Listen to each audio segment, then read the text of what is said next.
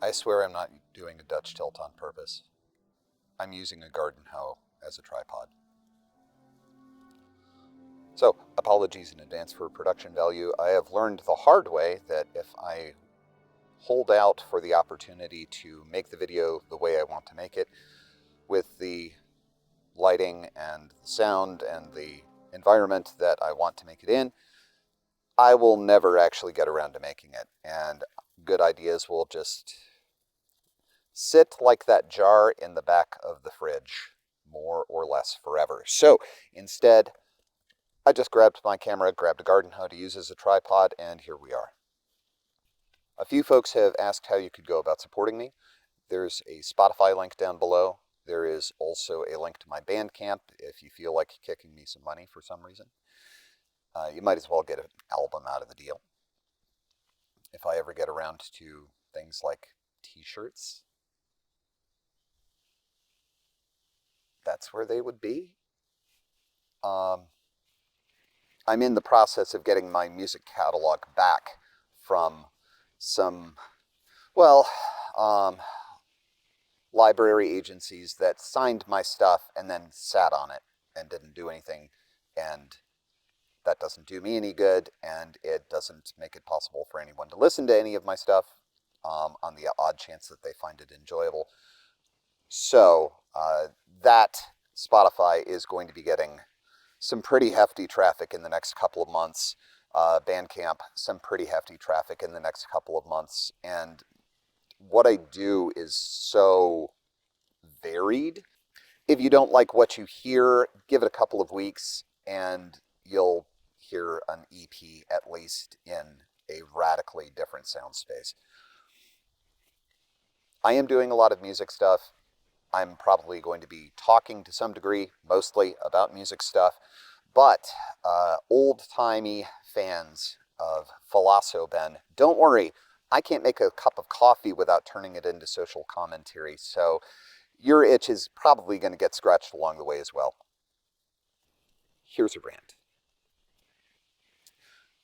I hate Hans Zimmer's Dune score. The only thing I hate more than Hans Zimmer's Dune score is how much people like Hans Zimmer's Dune score, how much critics like Hans Zimmer's Dune score, how much piano bros on YouTube lose their mind over Hans Zimmer's Dune score. And it has put me in mind of a problem. And part of that problem, here you go, I promised you some social commentary.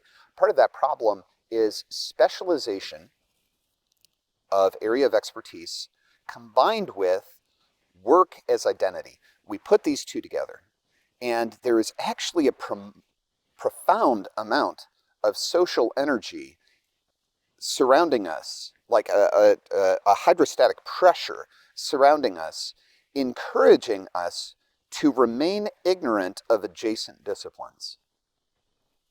And why I say this is I jaunt all over music YouTube, and I see folks whose keyboard skills, like I am not a good keyboard player. I'm a pretty good programmer.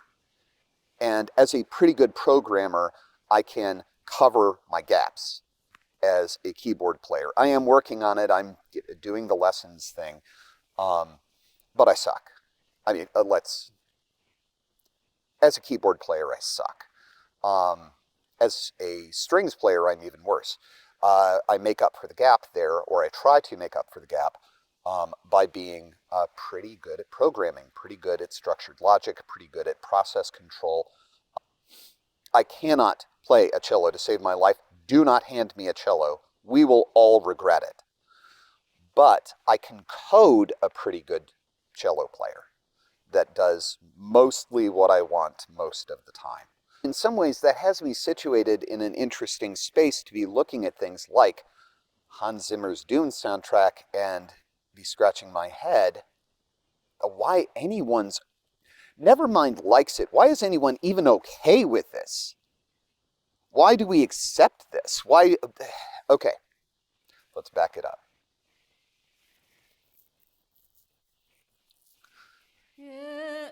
We're in the desert.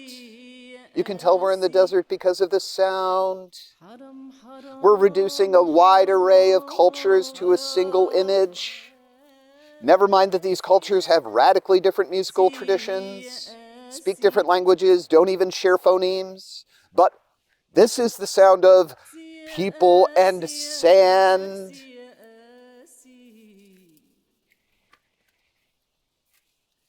Tens of thousands of years in the future, galaxies away. This is the sound of people in sand that need a white dude to save them. Wow. Wow. Okay, leading up to Dune, there was some really, really robust and varied conversation about white savior narratives for obvious reasons. It's not the elephant in the room, it's Shai Hulud on the sofa. And there was a lot of apologia in both directions. I'm not weighing in on that. What I will weigh in on is that the soundtrack, the score, doesn't even try to dodge that bullet. It just says, white savior narrative, you know what? Let's do this thing. And let's do it as hard as we possibly can. Because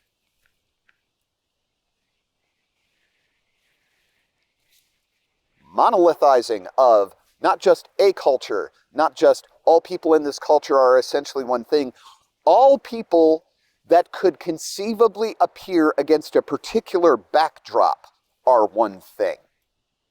Wow. Again, wow. So that irritated me somewhat. And in terms of moral freight, it's definitely the headline. But the other thing that drives me crazy, and this isn't just this one soundtrack, this happens all over the place, and it always drives me crazy, is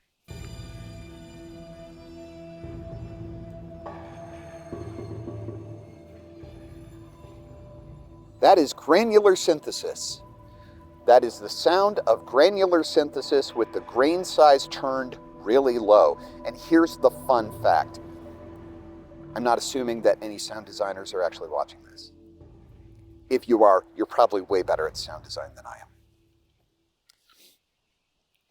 But when you turn the grain size really, really low on granular synthesis and turn the skip speed way up there, everything sounds the same.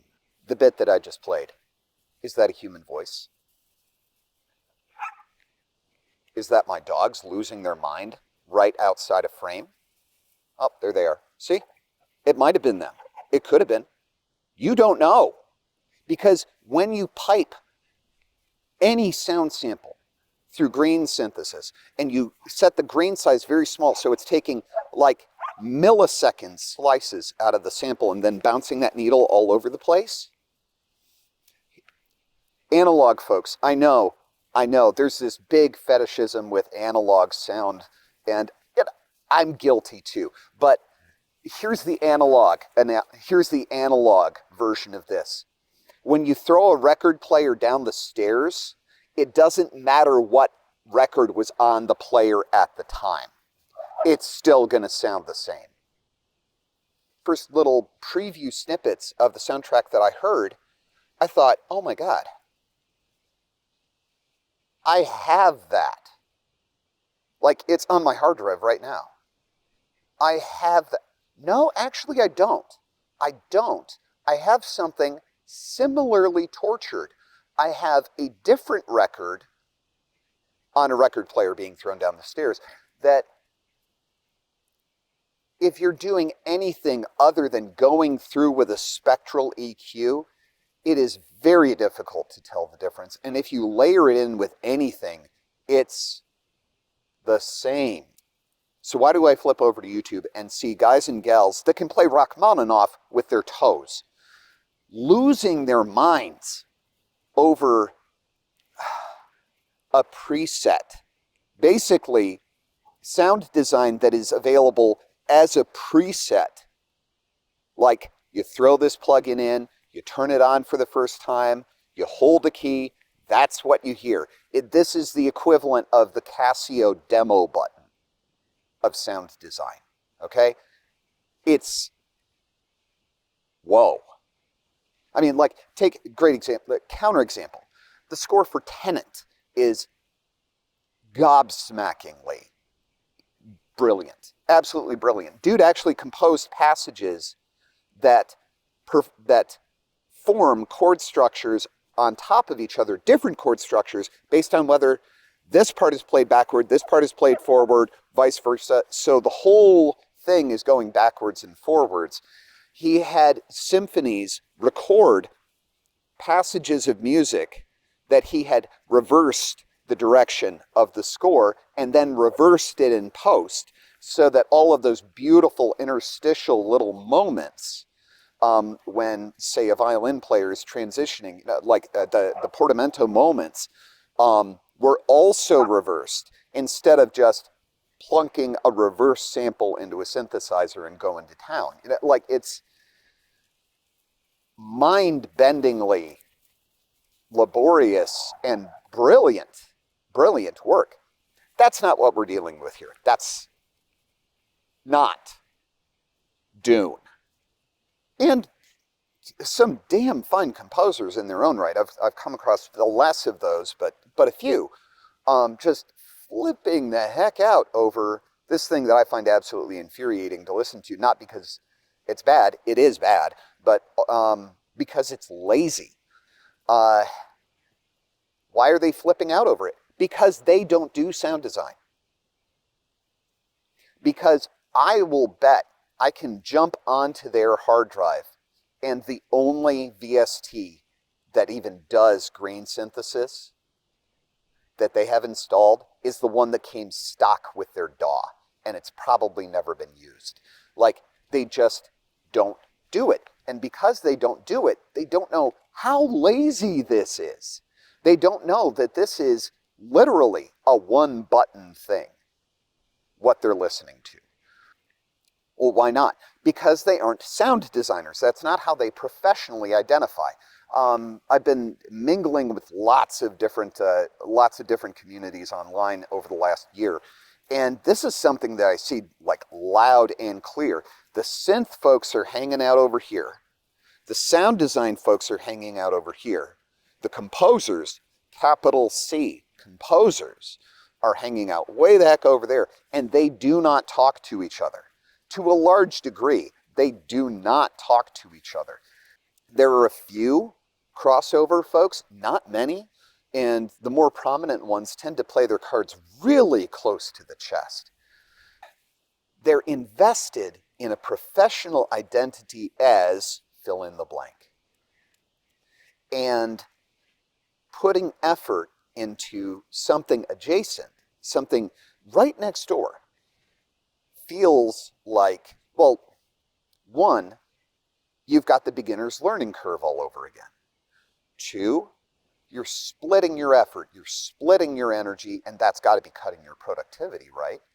But not really. Of course, who am I to say? Hans Zimmer can make a few $1 million dialing up a handful of presets, holding down a chord, and kicking it through an arpeggiator with a gate sequencer. And yes, that process is, I know that may sound technical and difficult if you don't know what any of that means. It is a process that actually took even less time than it took me to say that sentence. I think this is partly a byproduct of the necessary conflations between artistic identity and professional identity, and the relentless demand for demonstrable throughput and productivity, that we don't feel like we can split our efforts and split our energies into investigating what's next door. But I would love to see more of it. I got like composers, sound designers, beat makers, all of you. I am not as good as you at what you do. I'm not. I'm really not. But I'll tell you one thing. The thing you don't do is easier than you think. If you are producing club bangers, a concerto is easier to make than you think it is. Synthesizer and sound designer folks, an orchestra is just a ton of oscillators, okay? An orchestra is just a ton of oscillators that you can write independent parts for, because uniformity and synthesis of sound is actually part of the point of good orchestration. 19th century dude, Korsakov, wrote a pretty good book about it, which, by the way, is in public domain. If I can dig up a link, I'll drop that below as well. I just feel like maybe we would all do well to, I don't know, go out on our porch and pass a lemonade to the neighbors and start comparing notes, because thing you don't do is easier than you think. Hey, can you two chill out? This is my rant, not your rant. My rant, not your rant.